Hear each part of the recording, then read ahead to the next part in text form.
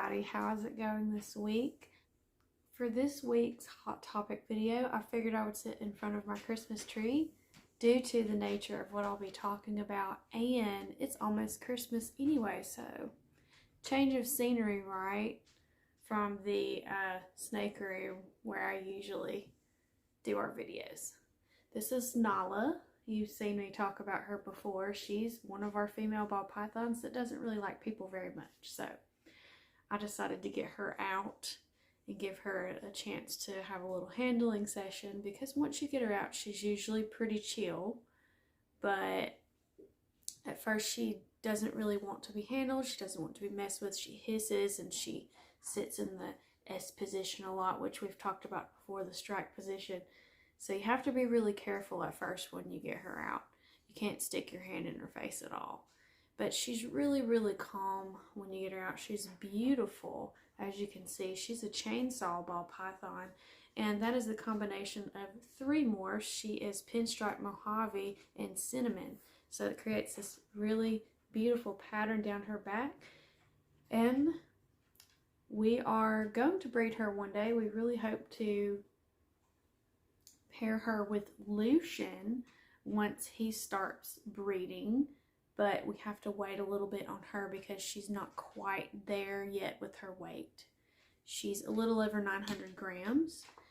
So we've got to wait on her to get to at least that 1250 mark, preferably the 1500 mark. But once she's there, we'll be able to start trying to pair her.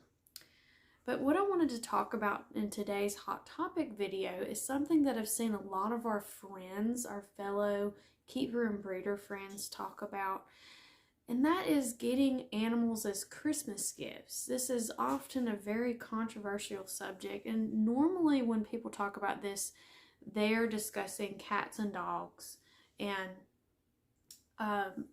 the impulse buying of animals for Christmas is often something that plagues animal shelters in general, because a lot of times if the gift is a surprise for someone, like a child or another family member, and there's no knowledge of this by everyone in the family and everyone's not on the same page, a lot of the times these animals will very quickly after Christmas be taken to a shelter and dumped there. And it's very, very sad. But that also does happen with reptiles. You know, there's a lot of people that think the reptile in general is a perfect first pet for a child, or just something that's not going to be that hard to take care of. So it can be very easy to impulse buy a reptile, you know, as a Christmas gift.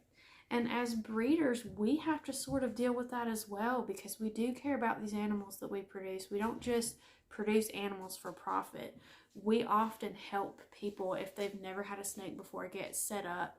Like I said in the last video, we're offering that beginner enclosure set up for an additional $45 added on to the price of your snake if you do a local pickup. That is something that's important to me, because it ensures that this person that's never had a snake before is going home with a setup ready to go, and that snake is already going to be used to that setup. I've got one that's going to a family for Christmas, and I've worked with them. I've done videos for them. I've talked to them about everything they'll need to do, and I've already gotten this baby ball python on frozen thawed consistently, and he's already used to his new enclosure that he'll be going home in. So that's something that's important. You got to understand who you're buying the animal from. You want to buy from ethical, responsible breeders if you are going to purchase an animal for Christmas. So not all people that purchase animals for Christmas are going to rehome them or take them to a shelter or get rid of them. But there's quite a lot of people that do, just because they don't understand what they're getting into. I would highly encourage you, if you are going to get a cat or a dog, to check a lot of shelters, because they do a lot of Christmas specials, and it's a good thing to adopt and give animals at shelters a chance just as much as you would if you wanted to go look for a certain breed from a breeder. But if you are going to a breeder like us for a reptile, for a snake, or if you're going to a breeder for a cat or dog, make sure you get an ethical, responsible breeder to work with, because oftentimes, like us, we take snakes back. You know, we're not going to have snakes that we produce go on and not have a home. That's just not something that we're about here at Magic City Morphs. We care about all these animals, and the money that we make off of selling our animals, our babies at this point, we just got started a little over a year ago. So all of that money goes back into the animals. It goes back into the care. It goes back into the feeding, the supplies. We aren't going to be anywhere near making actual profit for a while, because we put so much money into what we have, our snakes that we have, the genetics, our equipment, our racks, everything. So the money that we make currently on selling our hatchlings goes right back into the animals, and that's where we want it to go, because right now this is more of a hobby for us, but we want it to grow and be into a bigger business type setting. But you know, we like being on a smaller scale with breeding. That's one of the reasons we like that, because we can work with these animals, and if someone is nervous about getting their first pet snake, we can handle it for them. You know, we can get that animal used to people for them. That's what I've been doing a lot of the time, if anyone has a concern. And so that's another thing that a breeder on a smaller scale is able to do that a large scale breeder isn't able to do. This girl, for example, came from a large scale breeder, and we bought her at a year old. So for her first entire year of her life, she wasn't handled. She didn't know anything about people. And so that's why we're kind of having to work with her now as an adult and get her used to people. But that's one thing that we like and enjoy over here at Magic City Morphs, is the fact that we're able to work with these snakes and we're able to get them used to people for you. But oftentimes, you know, we will always see people getting animals for children. And I have a child myself. We have a 7-month-old. And so I know, as someone that's had animals my entire life, and I've always done right by my animals, I know what I'm getting into one day if I decide to gift my daughter an animal for Christmas. And so that's another thing. You know, it depends on the parents, because if the children are young enough, the parents are primarily going to end up being the people taking care of the animal. And that's the way it should be, because children under a certain age, they don't have the capacity mentally to be able to take on a responsibility like that. So I think a lot of times, you know, people get wrapped up in wanting to surprise their young children with an animal for Christmas, because maybe their child has been talking about a certain animal and really, really likes a certain animal. But it's honestly best to, if you are going to go that route, make it a family decision and understand that you as the parent are going to be the primary caretaker of that animal, and understand that this is a life that you're responsible for. It is not a toy.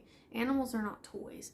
So as a breeder, yes, will we have holiday sales and things like that and discounts, and a lot of other breeders do.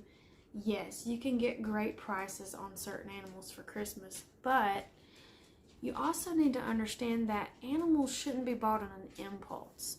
There's a lot of people throughout the year that will also go to reptile shows and buy reptiles on impulse, and that's never good either. You need to really know what you're signing up for when you bring a new animal home.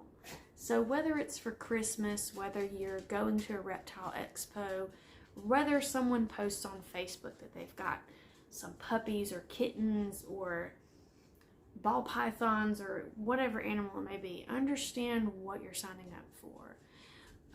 It may seem easy to you to just decide to rehome the animal at your convenience when you get tired of it, when your children get tired of it, when it becomes too much. But these animals suffer, okay? These animals suffer. And I think not enough people think about that when they're making these types of decisions. So I would say getting an animal for Christmas, it's not a bad thing. You're not a bad person if this is something you're thinking about. It's what a lot of people want to do. But it's a decision that you should really think about, and you should really do your research. If you've got a certain animal that you've got in mind for Christmas, just know what you're signing up for and do your research. Be educated and be ready, because it's a commitment. Snakes live a long time. Dogs live a long time. Cats live a long time. A lot of these animals live a long time, 10 years plus, and they're not toys. You know, they're not objects that are disposable whenever your child is bored, whenever you're bored, whenever you're overwhelmed. So that's something to remember. But we always love to see people who are ready for a snake and prepared, get one for Christmas or a birthday or any type of other holiday or event, because then it's a positive thing, okay? Because these people are ready for that. They've talked to us, they've worked with us, they have asked the questions, they want to learn about how to take care of a ball python before they bring it home. What all do they need to go to the pet store and have or order online to have before they bring their ball python home? And we encourage people to come over and look at what we have locally and hold these animals, spend some time with these animals, see what they're really interested in. That's another important aspect to me of being a breeder also, is actually being with people, being with the customers, having them come over and having them experience these animals in person and see if it's something that they're really up for. We hope that you enjoyed today's Hot Topic video, and we also hope that you have a very safe and fun Christmas holiday, whatever that is to you. We here at Magic City Morphs wish you happy holidays, and we will see you in the next video. If you haven't already, please like and subscribe. Also, if you haven't already, please follow us on Instagram. We are at magic_city_morphs, and we are on TikTok. We are at Magic City Morphs on TikTok. You can also find us on Facebook. We are at Magic City Morphs on Facebook.